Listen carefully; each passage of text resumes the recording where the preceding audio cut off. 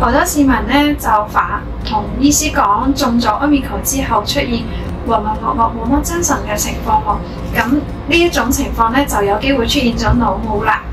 咁咩叫腦霧咧？就係話中咗 Omicron 之後出現記憶力下降、精神減少、注意力唔集中以上嘅情況，就叫腦霧。咁我哋平時可以做啲咩嘢去改善腦霧咧？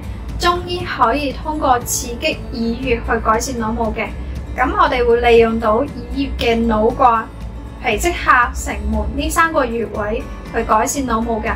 接住落嚟，我哋會教大家點樣去黐呢個3個穴位㗎。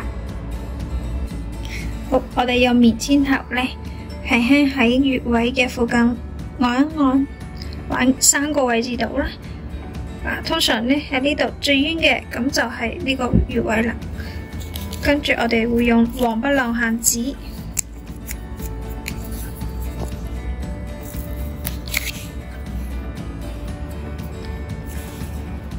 壓喺呢個穴位度，好輕輕壓實佢。咁叮囑病人每天咧都可以按壓呢個穴位嘅，按壓到咧有少少冤冤地就可以啦。